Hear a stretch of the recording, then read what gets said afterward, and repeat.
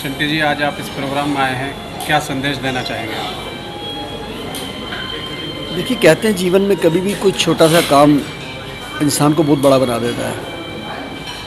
और सिंगिंग तो एक बहुत बड़ी विद्या है जी, कला है जी। मैं बधाई देता हूँ वैभव को और परी को, जिन्होंने आज पीतमपुरा में एक बहुत ब्यूटीफुल कार्यक्रम रखा। और इसमें सबसे बड़ी बात है कि नई नई प्रतिभाएं, उनको उभरने का मौका मिला। पता नहीं किसको कहाँ कैसे चांस मिल जाता है, वो ईश्वर में मिला देते हैं आपस में।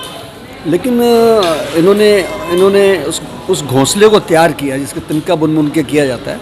तो मैं आशा करता हूँ कि जिस तरीके से इन्होंने कार्यक्रम किया है, बड़ा वेल ऑर्गेनाइज, और सिंगर्स ने भी अपनी अच्छी से अच्छी प्रतिभा दिखाई, तो आने वाले समय में बड़े बड़े कार्यक्रम भी कर सकते हैं। सभी सिंगर्स इनके अच्छे रहे, और मैं ईश्वर से ही दुआ करता हूँ कि इनकी ये जो स्टैमिना है, काम करने की शक्ति है, परमात्मा इनको बनाए रखे। और ये सच बोलूँ तो कोविड के बाद ये गाना सुनना बड़ा अच्छा लगता है हमको, क्योंकि 2 साल तो ना हमने किसी का चेहरा देखा, और आंखें देखते थे और आवाज़ सुनते थे, 2 ही चीज़ें थी, उससे पहचानते थे।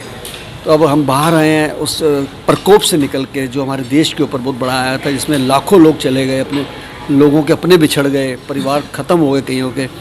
लेकिन आज एक नया जीवन शुरू कर रहे हैं, और उसकी शुरुआत आज पीतमपुरा के इस क्षेत्र में वैभव ने और परी ने की है।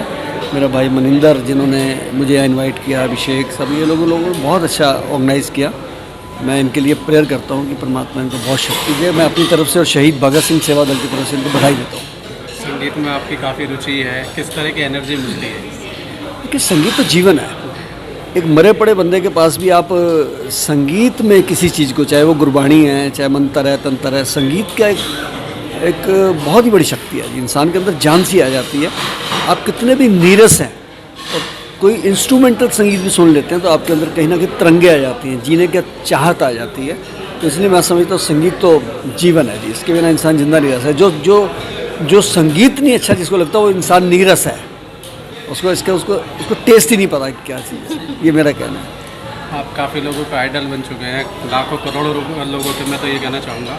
तो एक पद्मश्री से जिस तरह से आप नवाजे गए हैं, उसके बारे में आप जो है कैसे लोगों को प्रोत्साहित करेंगे और क्या कहना? देखिए, मैं बच्चों को मोटिवेट करता हूँ। आज स्कूलों में, कॉलेजेस में जाके, धार्मिक संस्थाओं में, अच्छी अच्छी जगह पर जाता हूँ। मैं एक ही बात कहता हूँ कि जो भी काम करे बच्चा, वो डेडिकेशन के साथ करे। ये ज़रूरी नहीं कि एक सेवा करने वाले को पद्मश्री मिल सकता है, एक गाने वाले को भी मिल सकता है, एक अच्छे एक्टर को भी मिल सकता है, और मिलता है हर साल। एक गार्डनिंग करने वाले को मिलता है। आप जो भी काम करें उसे डेडिकेशन के साथ करें और दिल से करें। कभी भी किसी काम को छोटा मत समझें ज़िंदगी में, उसको कोशिश करें। जब आप उसको अच्छे से अच्छा प्रयास करके, परमात्मा को याद करके दिल से करेंगे, तो आपको उसका फल ज़रूर मिलेगा। ऐसा हो ही नहीं सकता ना मिले। और कुछ अपना जो है ऐसे संदेश देना चाहेंगे दर्शकों को भी, अपने बस ये देखिए, संदेश यही है, कोविड में भी अपनों को छोड़ दिया जहाँ पे, वहाँ कौन काम आया, एक नए रिश्ते बने। हमने जो 4200 लाशों का संस्कार किया, तो मुझे लगता है बहुत सारे ऐसे रिश्ते बने जिसको मैं नाम ही नहीं दे सकता। कहीं मैं भाई के रूप में खड़ा था, कहीं पिता के रूप में खड़ा था, कहीं बेटे के रूप में खड़ा था। हर डेड बॉडी को हमने उसी रिचुअल के साथ जलाया, जो जिस धर्म का था, जो उम्र का था। हमने कोशिश किया कि किसी के रिचुअल्स ख़राब ना हो। तो मैं लोगों को यही बात सब जगह कहता हूँ कि अपनी तैयारी खुद रखें, आप किसी पे डिपेंड ना करें। आपके घर में लाइट नहीं आती, इन्वर्टर आप खुद लगाते हैं ना, सरकार तो नहीं लगाती। पानी अच्छा नहीं आता, आरओ खुद लगाते हैं, सरकार तो नहीं लगाती। सीसीटीवी कैमरे लगाते हैं। तो आगे के लिए भी तैयार हो जाइए। हम जितना पैसा धार्मिक स्थलों पे लगाते हैं, बहुत लग लिया अब आप अपने एरिया में एम्बुलेंस बनाइए, हर घर में एक ऑक्सीजन सिलेंडर रखिए। ये चीज़ें बहुत ज़रूरी है आने वाले समय के लिए। जैसे जापान में पता है कि भूकंप आते हैं तो लोग अपना इंतजाम खुद करते हैं। हमारे को पता है कि इस बार आपदा में हमने सब देख लिया, सब भाग गए पीछे। कोई फ़ोन उठाने को तैयार नहीं था, कोई नेता नहीं, कोई अभिनेता नहीं, कोई सरकारी अफसर नहीं, किसी ने फ़ोन नहीं उठाया। सच बात तो ये है। 4-4 दिन घरों में लाशें सड़ी हैं। तो आज लोगों को मैं एक शिक्षा देता हूँ कि आप खुद तैयार रहें। आप सोच लीजिए कि आप भी देश के सोल्जियर हैं। Every citizen of civilian of the police and military of India. Sir, 2 शब्द जो है परी जी के लिए और वैभव जी के लिए। अरे मैं तो इन दोनों को तो जितनी तारीफ़ की जाए कम है। इन्होंने बड़े दिल से, मुझे लगता है महीनों लगा दिए होंगे तैयारी करने में।